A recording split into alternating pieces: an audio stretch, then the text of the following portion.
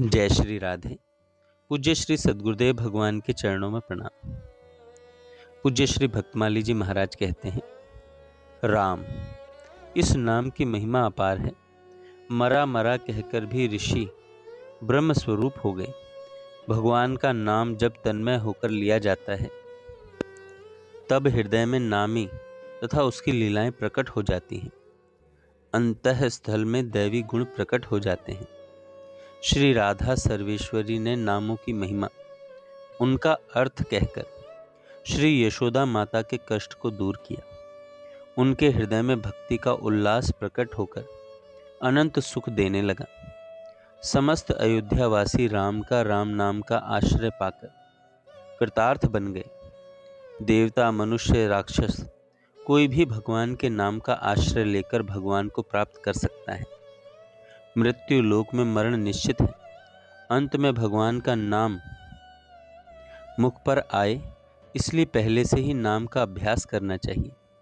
घर के कामों को करते समय मन में और स्पष्ट उच्चारण करते करते जब अभ्यास बढ़ जाता है तब अंत में भगवान का नाम आता है। उससे इस लोक में परम कल्याण होता है, परलोक में भी भगवत धाम का वास मिलता है। भगवान का नाम सबको आनंद प्रदान करे, सभी रोग रहित हों, सभी निर्भय हों। एक संत टट्टी पेशाब के समय जिह्वा को दांतों से दबाकर रखते थे। शिष्य ने पूछा तो कहा कि अभ्यास ऐसा बन गया है कि जीभ रोकने से नहीं रुकती, नाम का उच्चारण होता है। नाम नामी में अभेद होने के कारण नाम लेने पर नामी प्रकट हो जाता है। मल त्याग स्थान पर प्रभु का आना ठीक नहीं, अतः जीभ को दांत से दबाकर रखा है। शिष्य ने कहा, यदि उस समय शरीर छूट गया तो क्या होगा? गुरुदेव ने जीभ को स्वतंत्र कर दिया, शिष्य को धन्यवाद दिया। एक सेठ अपने घर की दुकान के कार्यों में इतने व्यस्त रहते थे कि उन्हें नाम लेने की फुर्सत नहीं मिलती थी। जब टट्टी में जाते तो उस समय उन्हें अवकाश मिलता और वे राम राम रटते। श्री हनुमान जी को क्रोध आया कि कामों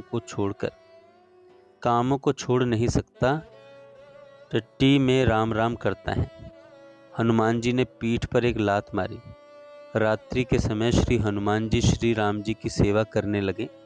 तब श्री राम जी की पीठ पर हाथ लगाए तो श्री राम जी कराहने लगे, पीठ में बड़ी पीड़ा है। बहुत पूछने पर कहा, तुमने ही मारा है। हनुमान जी की समझ में नहीं आया।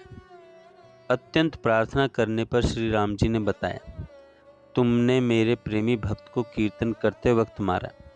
उस चरण प्रहार को यदि मैं अपनी पीठ पर न लेता तो वह कोमल शरीर वाला सेठ मर ही गया होता, अतः मैंने उसकी रक्षा की है।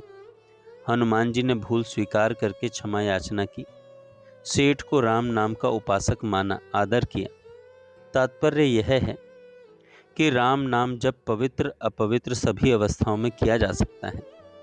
दुख यही है कि हम नाम का आश्रय लेकर उसका जप नहीं करते। संसार के अनेक रोग हैं और उनकी अलग अलग औषधियां हैं, परंतु राम नाम तो सभी रोगों की रामबाण औषध है। शोक, मोह, लोभ आदि सभी रोगों के लिए एक राम नाम ही महान औषधि है। प्रहलाद जी ने होलिका के जल जाने पर कहा कि देखो, जिसे न जलने का वरदान था वह भी जल गई। मेरे चारों ओर शीतलता है, मेरा एक रोम भी नहीं जला। राम नाम के जापक निर्भय रहते हैं। कलयुग में नाम स्मरण करके कलयुग के दोषों से बचा जा सकता है, अन्यथा समय के प्रभाव से बचना कठिन है। भगवान के नाम, रूप, लीला और धाम ये चारों सच्चिदानंदमय हैं। एक को पकड़ने से चारों पकड़ में आ जाते हैं। सुलभ एवं शक्तिमान होने से नाम ही चारों में श्रेष्ठ है। नाम में लीला भरी है। राम में रामायण, कृष्ण नाम में भागवत पुराण स्थित है। नाम पुकारने से रूप का आकर्षण होता है। नाम में धाम, तेज और धाम, लीला भूमि ये व्याप्त है। बट बीज में जैसे विशाल वृक्ष व्याप्त है, उसी प्रकार नाम में सब कुछ है। नाम का आश्रय लेने से रूप, लीला और धाम का आश्रय हो जाता है। राम नाम का आश्रय लेने वाले ही कलयुग के दोषों से बचते हैं। अन्यथा बड़े से बड़ा कोई भी बच नहीं सकता। एक संत सुदामा कुटी में रहते हैं। उन्होंने बताया कि मेरे सामने कलयुग आया और उसने यह बात कही। उसी दिन से अब मैं समय से राम मंत्र जपता हूँ। भगवान का नाम, रूप, लीला, धाम ये चारों समान हैं। इनमें एकता रहती है। इनमें से एक का भी आश्रय यदि कोई लेता है तो उसका कल्याण हो जाता है। इन चारों में नाम सबसे ज़्यादा सुलभ है। नाम लेने में कोई विधि विधान नहीं है। अपवित्रता पवित्रता की भी आवश्यकता नहीं है। यदि छल कपट ईर्ष्या द्वेष आदि को छोड़कर नाम लेता है तो उसका अवश्य कल्याण हो जाता है। प्रभु के नाम में विश्वास रखकर उसके अभ्यास को बढ़ाना चाहिए। उसके बदले में दूसरी कामना नहीं करनी चाहिए। हमारे भीतर बाहर की सारी बातों को परमात्मा जानते हैं। हमारे ऊपर प्रभु की कृपा है। स्वयं अनुभव करना चाहिए।